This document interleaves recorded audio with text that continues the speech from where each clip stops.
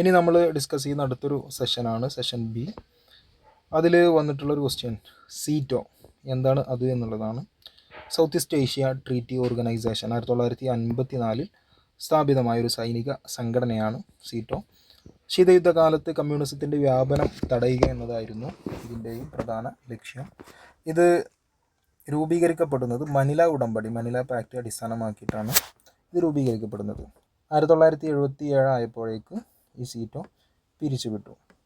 മറ്റൊരു ക്വസ്റ്റ്യനാണ് ട്രൂമാൻ സിദ്ധാന്തം എന്താണ് എന്നുള്ളതാണ്. അതൊരു പ്രഖ്യാപനമാണ്.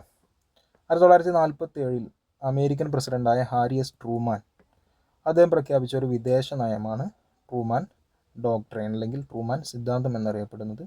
അതിൻ്റെ ലക്ഷ്യം എന്നുള്ളത് കമ്മ്യൂണിസ്റ്റ് ഭീഷണി നേരിടുന്ന ജനാധിപത്യ രാജ്യങ്ങൾക്ക് സാമ്പത്തികവും സൈനികവുമായ സഹായം നൽകി കമ്മ്യൂണിസത്തെ പ്രതിരോധിക്കുക, അതായത് കണ്ടെയ്ൻമെൻറ്റ് പോളിസി എന്നതായിരുന്നു ഇതിൻ്റെ പ്രധാന ലക്ഷ്യം. ഇതിൻ്റെ ഒരു തുടക്കകാലത്ത് പ്രധാനമായിട്ടും ഗ്രീസ്, തുർക്കി തുടങ്ങിയ രാജ്യങ്ങളെ സോവിയറ്റ് സ്വാധീനങ്ങളിൽ നിന്ന് രക്ഷിക്കാൻ വേണ്ടിയിട്ടാണ് അമേരിക്ക ഈ നയം ആദ്യമായി നടപ്പിലാക്കിയത്. അത് മറ്റൊന്നാണ് ആഫ്രിക്ക ഇയർ.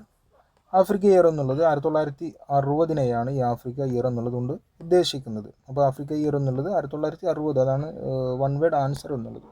അതായത് ആഫ്രിക്കയുടെ വർഷം എന്ന് ഇതിനെ വിളിക്കപ്പെടുന്നു. അതിനുള്ള പ്രധാന കാരണം ഈ വർഷത്തിലാണ്, അതായത് 1960 17ഓളം ആഫ്രിക്കൻ രാജ്യങ്ങൾ സ്വാതന്ത്ര്യം നേടിയത്.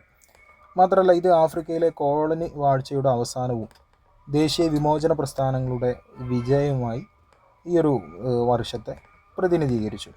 1960 ശേഷം ആഫ്രിക്കയിൽ സ്വാതന്ത്ര്യ പ്രസ്ഥാനങ്ങൾ കൂടുതൽ ശക്തിപ്പെട്ടത് ഈ ഒരു 1960 നടന്ന ഈ 17ഓളം രാജ്യങ്ങളുടെ സ്വാതന്ത്ര്യ പ്രാപ്തി മൂലമാണ്.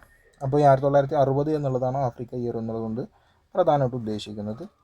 മറ്റൊന്നാണ് ഓർഗനൈസേഷൻ ഓഫ് അമേരിക്കൻ സ്റ്റേറ്റ്സ്, ഒയാസ് അല്ലെങ്കിൽ OAS.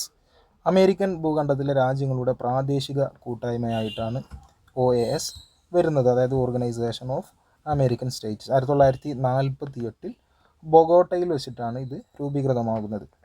ഇതിൻ്റെ ഒരു പ്രധാന ലക്ഷ്യം അംഗരാജ്യങ്ങൾക്കിടയിൽ സമാധാനം, സുരക്ഷ, ജനാധിപത്യം, സാമ്പത്തിക സാമൂഹിക സഹകരണം എന്നിവ ഉറപ്പുവരുത്തുക എന്നതാണ്. ഇതിൻ്റെ ആസ്ഥാനമായി വരുന്നത് US തന്നെ വാഷിങ്ടൺ DC ആണ് ഇതിൻ്റെ ആസ്ഥാനമായി വരുന്നത്. മറ്റൊരു ഇമ്പോർട്ടൻ്റ് ആയിട്ടുള്ള ഒരു ക്വസ്റ്റ്യൻ ആയിരുന്നു ചിപ്കോ മൂവ്മെൻ്റ് എന്നുള്ളത്. ഇത് സാധാരണ സെമസ്റ്റർ എക്സാമുകൾ എന്നുള്ളതിനപ്പുറം സാധാരണ നമ്മുടെ നാട്ടിൽ നടക്കുന്ന മറ്റു പല മത്സര പരീക്ഷകൾക്ക് കൂടെ ചോദിക്കുന്ന ഒരു ടോപ്പിക് കൂടെയാണ് ചിപ്കോ മൂവ്മെൻറ്റ്. 1970കളുടെ തുടക്കത്തിൽ ഉത്തരാഖണ്ഡ് അന്ന് ഉത്തർപ്രദേശിൻ്റെ ഭാഗമായിരുന്നു, ഗർവാൾ ഹിമാലയൻ മേഖലയിൽ ആരംഭിച്ച ഒരു പാരിസ്ഥിതിക സമരമാണ് ചിപ്കോ മൂവ്മെൻറ്റ്. അതായത് മരം വെട്ടാൻ വന്ന കരാറുകാർക്കെതിരെ മരം മുറിക്കുന്നത് തടയാൻ ഗ്രാമീണർ, പ്രത്യേകിച്ച് സ്ത്രീകളൊക്കെ അടങ്ങുന്ന ജനങ്ങൾ മരങ്ങളെ കെട്ടിപ്പിടിച്ചുകൊണ്ട്, അതാണ് ചിപ്കോ, അതിനൊരു സംരക്ഷണ വലയമൊരുക്കി. അതിനാണ് ഈ ചിപ്കോ മൂവ്മെൻറ്റ് എന്ന് പറയുന്നത്. 1970കളിലാണ് ഇത് നടക്കുന്നത് ഉത്തരാഖണ്ഡിലെ, അന്നത്തെ ഉത്തർപ്രദേശിലെ ഗർവാർ ഹിമാലയൻ മേഖലയിലാണ് ഇത് പ്രധാനമായും വന്ന് ഒരു സമര മുന്നേറ്റമായി ഉയർന്നു വന്നത്. അപ്പോൾ അതിന് നേതൃത്വം നൽകിയ പ്രധാനപ്പെട്ട നേതാക്കളായിരുന്നു സുന്ദർലാൽ ബഹുഗുണ, ചണ്ഡി പ്രസാദ് ഭട്ട് എന്നിവർ. ഓക്കെ, മറ്റൊരു ക്വസ്റ്റ്യൻ നമ്പർ 21, ആസിയാൻ. എന്താണ് ആസിയാൻ എന്നുള്ളത്? Association of south east Asian nations എന്നാണ് ഈ ഒരു ആസിയാൻ എന്നുള്ളത് കൊണ്ടുള്ള ഉദ്ദേശം. 1967 ഓഗസ്റ്റ് 8 ബാങ്കോക്ക് പ്രഖ്യാപനത്തിലൂടെയാണ്, അതായത് ബാങ്കോക്ക് ഡിക്ലറേഷൻ, തെക്കുകിഴക്കൻ ഏഷ്യൻ രാജ്യങ്ങളുടെ ഈ ഒരു കൂട്ടായ്മ നിലവിൽ വന്നത്. അതായത് സൗത്ത് ഈസ്റ്റ് ഏഷ്യൻ നാഷൻ എന്ന് പറയുമ്പോൾ തെക്കുകിഴക്കൻ ഏഷ്യൻ രാജ്യങ്ങളുടെ ഒരു കൂട്ടായ്മയാണ് ആസിയാൻ എന്നുള്ളത്. അതിലെ പ്രധാന അംഗരാജ്യങ്ങൾക്കിടയിൽ സാമ്പത്തിക വളർച്ച, സാമൂഹിക പുരോഗതി, സാംസ്കാരിക വികസനം, പ്രാദേശിക സമാധാനം എന്നിവ പ്രോത്സാഹിപ്പിക്കുക എന്നുള്ളതായിരുന്നു ഈ 1967 ഓഗസ്റ്റ് 8 ബാങ്കോക്ക് പ്രഖ്യാപനത്തിൻ്റെ അടിസ്ഥാനത്തിൽ വന്ന ഈ association of south east Asian nation, അതായത് ആസിയാൻ്റെ പ്രധാനപ്പെട്ട ലക്ഷ്യം എന്നുള്ളത്. Question number 22, അപ്പാർത്തൈഡ്. നമ്മൾ നേരത്തെ പറഞ്ഞിട്ടുണ്ടായിരുന്നു ആഫ്രിക്കയിലുണ്ടായ വംശീയ വിവേചനം. നോക്കാം. ദക്ഷിണാഫ്രിക്കയിൽ 1948 മുതൽ 1994 വരെ നിലനിന്നിരുന്ന ഔദ്യോഗിക വംശീയ വിവേചന നയമാണ് അപ്പാർത്തൈഡ്, അതായത് വംശീയ വിവേചന നയം എന്നുള്ളത്. ന്യൂനപക്ഷമായിരുന്ന വെള്ളക്കാർ ഭൂരിപക്ഷമായിരുന്ന കറുത്ത വർഗ്ഗക്കാരെ രാഷ്ട്രീയമായും സാമൂഹികമായും സാമ്പത്തികമായും മാറ്റി നിർത്തുകയും അവരെ അരികുവൽക്കരിക്കുകയും അടിച്ചമർത്തുകയും ചെയ്തു ഈ നയത്തിൻ്റെ അടിസ്ഥാനത്തിൽ. ആ സമയത്താണ് നെൽസൺ മണ്ടേലയുടെ നേതൃത്വത്തിൽ ദീർഘകാലത്തെ പോരാട്ടത്തിനൊടുവിൽ 1994 ഇത് പൂർണ്ണമായി ആഫ്രിക്കയിൽ നിന്ന് തുടച്ചു നീക്കപ്പെട്ടു. മറ്റൊരു ക്വസ്റ്റ്യനാണ് ക്വസ്റ്റ്യൻ നമ്പർ 22, പോസ്റ്റ് ഫോർഡിസം. ഈ ഫോർഡ് എന്നുള്ള കാറ് കമ്പനിയൊക്കെ കേട്ടിട്ടുണ്ടാവുമല്ലോ, അപ്പോൾ അതുമായി ബന്ധപ്പെട്ടൊക്കെയാണ് നമുക്ക് നോക്കാം. 1970-കൾക്ക് ശേഷം വികസിച്ച പുതിയ ഉൽപ്പാദന സാമ്പത്തിക സംവിധാനമാണ് പോസ്റ്റ് ഫോർഡിസം എന്നുള്ളത്. അതായത് വൻതോതിലുള്ള സ്റ്റാൻഡേർഡ് ഉൽപ്പാദനത്തിന് പകരം വൈവിധ്യമാർന്നതും ഇലാസ്റ്റിക്കുമായ ഫ്ലെക്സിബിളായിട്ടുള്ള ഒരു ഉൽപ്പാദനത്തിന് ഇത് പ്രാധാന്യം നൽകുന്നു. അതായത് ഒരു കാലത്ത് ഒരു വൻതോതിലുള്ള ഒരേ മാതൃകയിലുള്ള ഒരേ രൂപത്തിലുള്ള ഉൽപ്പാദനങ്ങളായിരുന്നു. അതിനാണ് ഈ ഫോർഡിസം എന്നുള്ളത് കൊണ്ട് ഉദ്ദേശിക്കുന്നത്. അത് വൈവിധ്യമാർന്നതും ഇലാസ്റ്റിക്കുമായ, അതായത് ഫ്ലെക്സിബിളായിട്ടുള്ള ഒരു ഉൽപ്പാദനത്തിന് പ്രാധാന്യം നൽകുന്ന ഒരു ആശയമാണ് പോസ്റ്റ് ഫോർഡിസം എന്നുള്ളത്. ഹെൻറി ഫോർഡിൻ്റെ കാലത്തെ വൻതോതിലുള്ള ഒരേ തരത്തിലുള്ള ഉൽപ്പാദനത്തിന്, മാസ് പ്രൊഡക്ഷന് പകരം ഉപഭോക്താക്കളുടെ താല്പര്യത്തിനനുസരിച്ച് മാറ്റം വരുത്താൻ കഴിയുന്ന ഫ്ലെക്സിബിളായിട്ടുള്ള ഉൽപ്പാദന രീതിയും വിവര സാങ്കേതികവിദ്യയും ഇതിൽ ഉപയോഗിക്കുന്നു. സാങ്കേതികവിദ്യ, ഓട്ടോമേഷൻ, വിവര സാങ്കേതികവിദ്യ, വിദഗ്ധ തൊഴിലാളികൾ എന്നിവയ്ക്ക് കൂടുതൽ പ്രാധാന്യം നൽകിക്കൊണ്ട് ആളുകൾക്ക് ആവശ്യമായ രീതിയിലുള്ള എണ്ണം മാത്രം ഉൽപ്പാദനത്തെ, അതും വൈവിധ്യമായ രീതിയിലുള്ള ഉൽപ്പാദനത്തെ പ്രോത്സാഹിപ്പിക്കുന്ന ഒരു ഉൽപ്പാദന രീതിയാണ് പോസ്റ്റ് ഫോർഡിസം എന്നുള്ളത്. ആഗോളവൽക്കരണം, സേവന മേഖലയുടെ വളർച്ച, ചെറിയ ബാച്ചുകളിലുള്ള ഉൽപ്പാദനം എന്നിവയാണ് ഇതിൻ്റെ പ്രധാന സവിശേഷതകൾ. ഇത് ഈ ഹെൻറി ഫോർഡിൻ്റെ പേരിലാണ് ഈ ഫോർഡ് കമ്പനികൾ. അപ്പോൾ ഈ ഹെൻറി ഫോർഡിൻ്റെ ഒരു മാസ് പ്രൊഡക്ഷൻ സിസ്റ്റം ഉണ്ടായിരുന്നു. അപ്പോൾ അതിന് പകരമാണ് ഉപഭോക്താക്കളുടെ താല്പര്യത്തിനനുസരിച്ച് മാറ്റം വരുത്താൻ കഴിയുന്ന ഫ്ലെക്സിബിളായിട്ടുള്ള ഉൽപ്പാദന രീതി. അത് വിവര സാങ്കേതിക വിദ്യയുടെയൊക്കെ സഹായത്തോടുകൂടെ ചെറിയ ചെറിയ ബാച്ചുകളായിട്ടുള്ള ഫ്ലെക്സിബിൾ സ്പെഷ്യലൈസേഷൻ, വിദഗ്ധ തൊഴിലാളികളൊക്കെ കൂടുതൽ അവർക്കൊക്കെ പ്രാധാന്യം നൽകിക്കൊണ്ടുള്ള ഒരു ഉൽപ്പാദന രീതി, അതിനാണ് എന്ത് പറയുന്നത്, പോസ്റ്റ് ഫോർഡിസം എന്ന് പറയുന്നത്. അത് വരുന്നത് 1970-കൾക്ക് ശേഷമാണ്. മറ്റൊരു ക്വസ്റ്റ്യനാണ് ക്വസ്റ്റ്യൻ നമ്പർ 24, കൾച്ചറൽ ഗ്ലോബലൈസേഷൻ. സാംസ്കാരിക ആഗോളവൽക്കരണം എന്ന് നമുക്കിതിൽ നിന്ന് മനസ്സിലാക്കാം. ആഗോളവൽക്കരണത്തിൻ്റെ ഫലമായി ലോകമെമ്പാടുമുള്ള ആശയങ്ങൾ, മൂല്യങ്ങൾ, ആചാരങ്ങൾ, ജീവിത രീതികൾ എന്നിവ പരസ്പരം ലോകത്തുടനീളം കൈമാറപ്പെടുകയും ലോകത്ത് ഭാഷകൾക്കതീതമായി, ഭൂഖണ്ഡങ്ങൾക്കതീതമായി, ദേശങ്ങൾക്കതീതമായി, വംശങ്ങൾക്കതീതമായി ഒക്കെ ലയിക്കുകയും ചെയ്യുന്ന ഒരു പ്രക്രിയക്കാണ് നമ്മൾ എന്ത് പറയുന്നത്, ഈ കൾച്ചറൽ ഗ്ലോബലൈസേഷൻ എന്ന് പറയുന്നത്. ഇപ്പോൾ ഉദാഹരണം, ഈ ഇൻ്റർനെറ്റ് വ്യാപിച്ചു, സിനിമകൾ വ്യാപകമായി, സോഷ്യൽ മീഡിയയുടെ വ്യാപകമായ ഉപയോഗം എന്നിവയിലൂടെ ഈ ഭക്ഷണ രീതികൾ, ഇപ്പോൾ ഉദാഹരണത്തിന് മക്ഡൊണാൾഡ്, അത് അമേരിക്കയിലെ പ്രധാനപ്പെട്ടൊരു ഭക്ഷണ സിസ്റ്റമാണ്, അല്ലെങ്കിൽ ഒരു ശൃംഖലയാണ്. അതുപോലെ തന്നെ ഈ വസ്ത്രരീതികൾ, സംഗീതം എന്നിവ ആഗോളതലത്തിൽ സമാനമായി മാറുന്ന ഒരു രീതിക്കാണെന്ന് പറയുന്നത് കൾച്ചറൽ ഗ്ലോബലൈസേഷൻ എന്ന് പറയുന്നത്.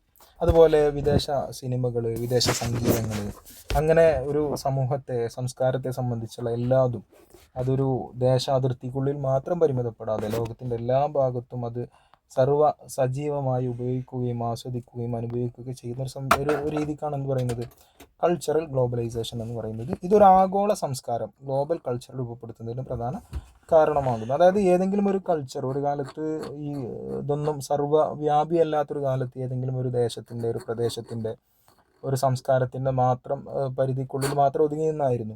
ലോകത്തിൻ്റെ മാറ്റത്തിനനുസരിച്ച് ഇപ്പോൾ സോഷ്യൽ മീഡിയകളാണെങ്കിലും സിനിമകളാണെങ്കിലും എല്ലാവർക്കും എല്ലാതും ഒരുപോലെ അനുഭവിക്കാനും ആസ്വദിക്കാനും ഉപയോഗിക്കാനൊക്കെ കഴിയുന്നൊരു സാംസ്കാരിക രൂപം കൊണ്ട് അതിനാണ് ഗ്ലോബൽ കൾച്ചർ എന്ന് പറയുന്നത്. അപ്പോൾ ഇതൊരു ആഗോള സംസ്കാരം രൂപപ്പെടുന്നതിന് പ്രധാന കാരണമാകുന്നു. മറ്റൊരു ക്വസ്റ്റ്യനാണ് question number 25, transnational capitalism.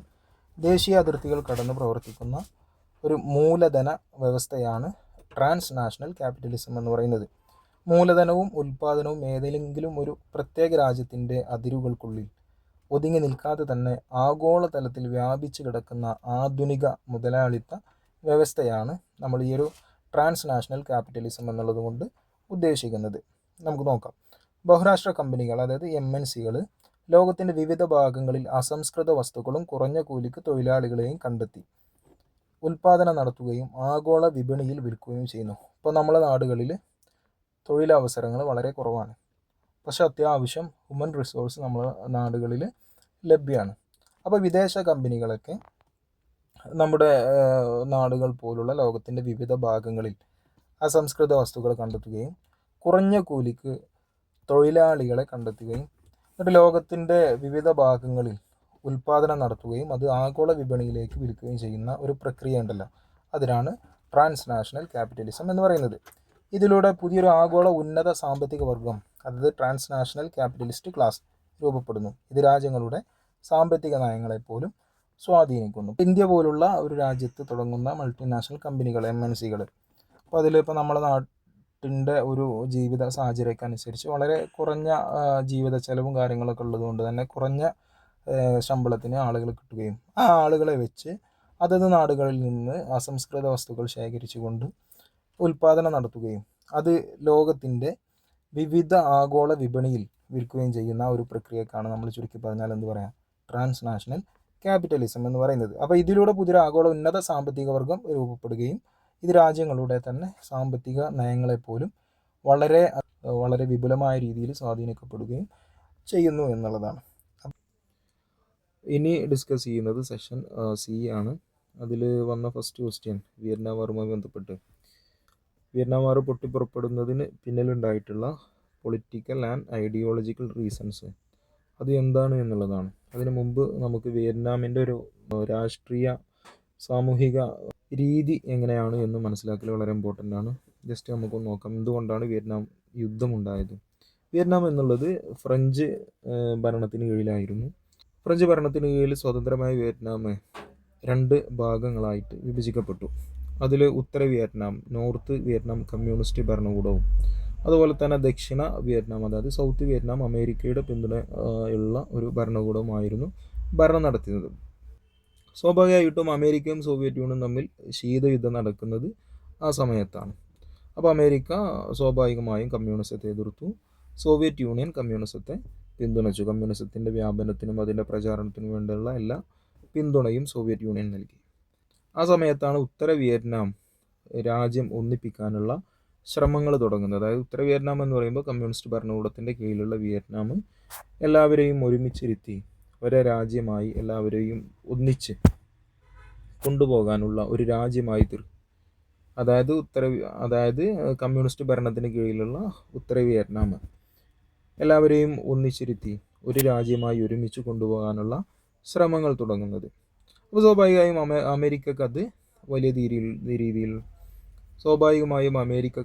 രീതിയിലുള്ള എതിർപ്പ് ആ ഒരു വിഷയത്തിൽ ഉണ്ടാവുകയും വിയറ്റ്നാം കമ്മ്യൂണിസ്റ്റ് ആയാൽ സമീപ രാജ്യങ്ങളും കമ്മ്യൂണിസ്റ്റ് ആകുമെന്ന് അമേരിക്ക ഭയപ്പെട്ടു. ഇതാണ് പ്രധാനമായിട്ടും ഈ വിയറ്റ്നാം യുദ്ധത്തിൻ്റെ പിന്നിലുണ്ടായിട്ടുള്ള കാരണം. ഇതുമായി ബന്ധപ്പെട്ട് വന്ന രാഷ്ട്രീയ പ്രതിസന്ധികളും രാഷ്ട്രീയ സംഘടനകളൊക്കെയാണ് പിന്നീട് വിയറ്റ്നാം യുദ്ധത്തിൽ കലാശിച്ചിട്ടുള്ളത്. അപ്പോൾ നമുക്കതിൻ്റെ വിശദീകരണത്തിലേക്ക് പോകാം.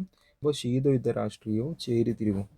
2ാം ലോക മഹായുദ്ധത്തിന് ശേഷം നിലവിൽ വന്ന യുദ്ധ രാഷ്ട്രീയമാണ് വിയറ്റ്നാം യുദ്ധത്തിൻ്റെ പ്രധാന കാരണം. നമ്മളത് ചെറിയ രീതിയിൽ പറഞ്ഞു. രാജ്യം കമ്മ്യൂണിസ്റ്റ് ഭരണമുള്ള നോർത്ത് വിയറ്റ്നാമും ക്യാപിറ്റലിസ്റ്റ് സ്വാധീനമുള്ള, അതായത് അമേരിക്കയുടെ പിന്തുണയുള്ള സൗത്ത് വിയറ്റ്നാമുമായി വിഭജിക്കപ്പെട്ടു. അപ്പോൾ അടുത്തൊന്നാണ് ഡൊമിനോ തിയറി എന്നുള്ളത്. ഈ ഡൊമിനോ തിയറി എന്ന് പറഞ്ഞാൽ ഒരു ഗെയിം ഉണ്ടല്ലോ, ഡൊമിനോ സ്റ്റോൺ, ഒരു ചെറിയ കല്ലുകൾ ഇങ്ങനെ അടുക്കി സമാന്തരമായി വെച്ചിട്ട് ഒന്ന് വീഴുമ്പോൾ അതിന് സമാന്തരമായി ബാക്കിയൊക്കെ വീഴുന്നൊരു ഗെയിം. അപ്പോൾ അതിനോട് ചേർത്താണ് ഈ അമേരിക്കയുടെ ഡൊമിനോ തിയറി വരുന്നത്. അതായത് അമേരിക്ക പറയുന്നത് ഒരു രാജ്യം കമ്മ്യൂണിസ്റ്റ് ഭരണത്തിലായാൽ അയൽ രാജ്യങ്ങളും തുടരെ കമ്മ്യൂണിസത്തിലേക്ക് വീഴുമെന്നതായിരുന്നു അമേരിക്കയുടെ ഭയം. അപ്പോൾ അതിനോട് ചേർത്തിട്ടുണ്ടാക്കിയ ഒരു തിയറിയാണ് ഡൊമിനോ തിയറി.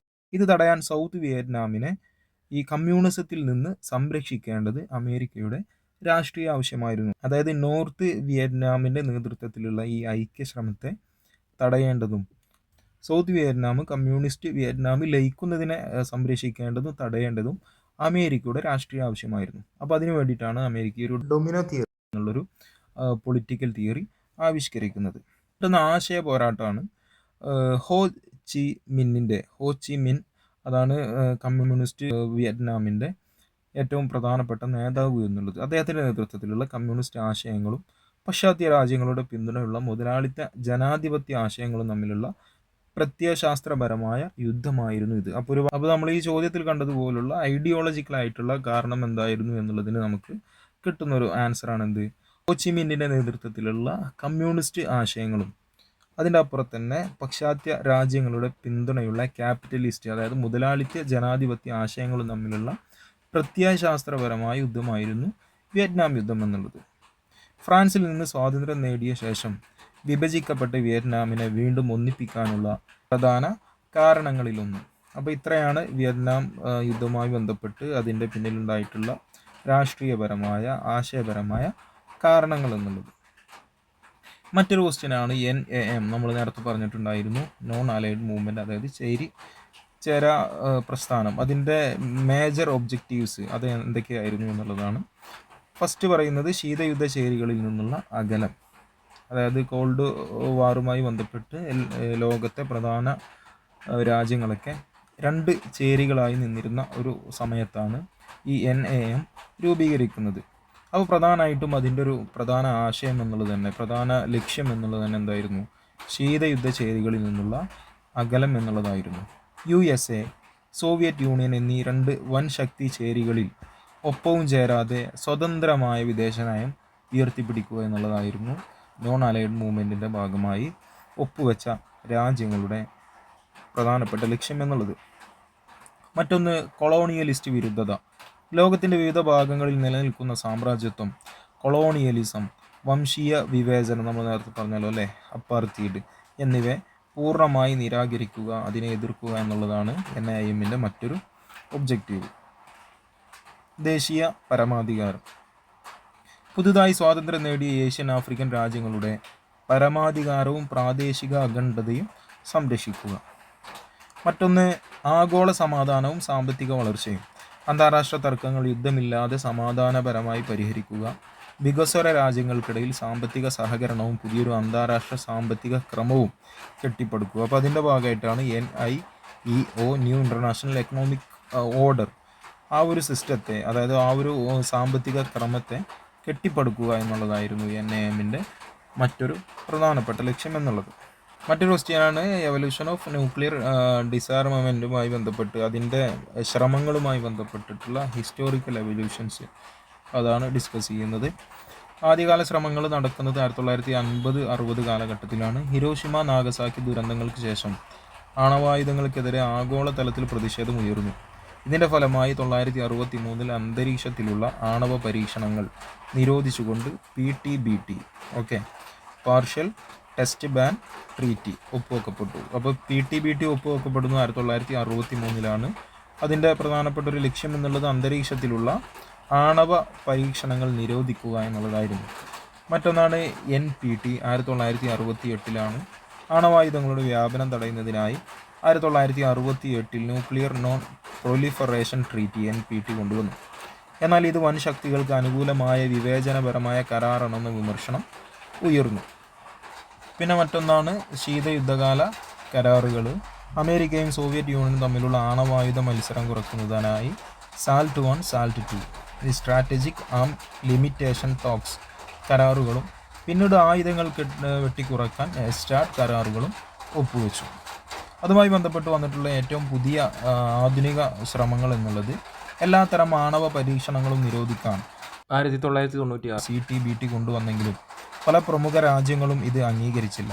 മാത്രമല്ല തുടർന്ന് 2017 ഐക്യരാഷ്ട്രസഭ അണുവായുധങ്ങൾ പൂർണ്ണമായി നിരോധിക്കുന്ന TPNW, treaty on the prohibition of nuclear weapons പാസ്സാക്കി. അപ്പോൾ ഇത് വളരെ ഇമ്പോർട്ടൻ്റ് ആണ്. ഇതിൽ 2017 TPNW വരുന്നത്. അതുപോലെ തന്നെ 1996 CTBT വരുന്നുണ്ട്.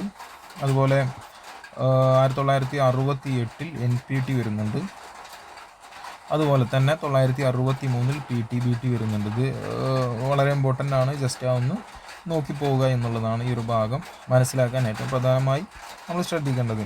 അടുത്തൊരു ക്വസ്റ്റ്യനാണ് ഈ ഗ്ലോബൽ വാർമിംഗ്, അത് രാഷ്ട്രങ്ങളുടെ വികാസത്തെ എങ്ങനെ ബാധിക്കുന്നു എന്നുള്ളതാണ്. പ്രധാനമായിട്ട് കാർഷിക തകർച്ചയും ഭക്ഷ്യക്ഷാമവും.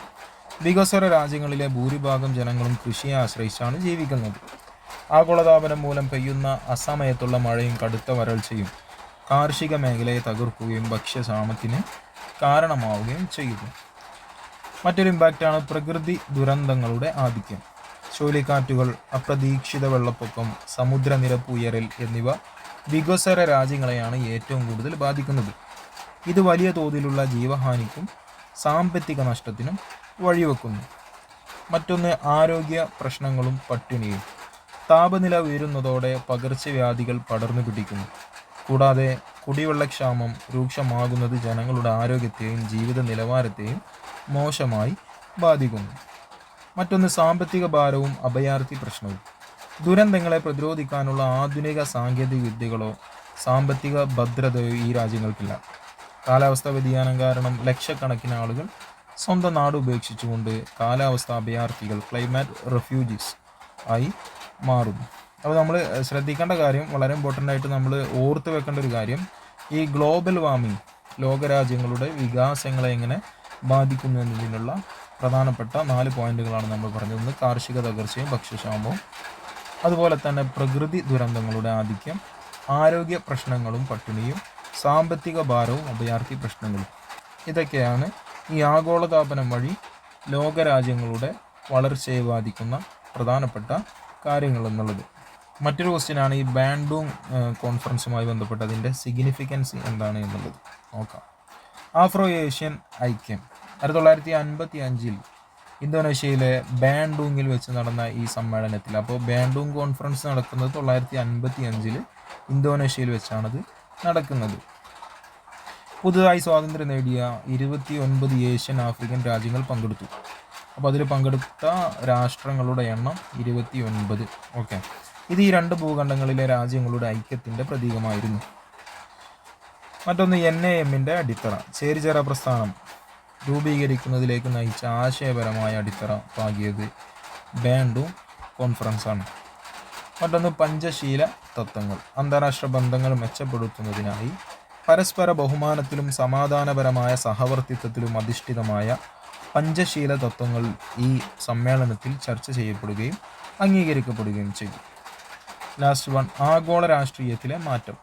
വൻ ശക്തികളുടെ കളിപ്പാവകളാകാതെ ലോകരാജ്യങ്ങളിൽ സ്വന്തം ശബ്ദം ഉയർത്താൻ വികസ്വര രാജ്യങ്ങൾക്ക് ഈ സമ്മേളനം ആത്മവിശ്വാസം നൽകി. അടുത്തൊരു ക്വസ്റ്റ്യനാണ് ഈ നിയോ കൊളോണിയലിസം, അല്ലേ, നവ കൊളോണിയലിസവുമായി ബന്ധപ്പെട്ട് അതിൻ്റെ കോൺസെപ്റ്റുകൾ എന്താണ് എന്നുള്ളതിനെ ഡിസ്കസ് ചെയ്യാൻ വേണ്ടിയിട്ടാണ്. അപ്പോൾ കൊളോണിയലിസം എന്നുള്ളത് എന്താണ് എന്നറിയാം. അപ്പോൾ അതിനെ തുടർന്ന് വന്ന ഒരു ടേമാണ് നിയോ കൊളോണിയലിസം അല്ലെങ്കിൽ നവ കൊളോണിയലിസം. മുൻ കൊളോണിയൽ ശക്തികളും വികസിത രാജ്യങ്ങളും നേരിട്ടുള്ള സൈനിക ഭരണാധികാരത്തിന് പകരം സാമ്പത്തികവും സാംസ്കാരികവുമായ സമ്മർദ്ദങ്ങളിലൂടെ വികസ്വര രാജ്യങ്ങളെ നിയന്ത്രിക്കുന്ന രീതിയാണ് ഈ നിയോ കൊളോണിയലിസം എന്നുള്ളത്. ഗാനയുടെ മുൻ പ്രസിഡന്റ് ക്വാമെ എൻക്രൂമയാണ് ഈ പദം ജനപ്രിയമാക്കിയത്. അപ്പോൾ ഈ ഒരു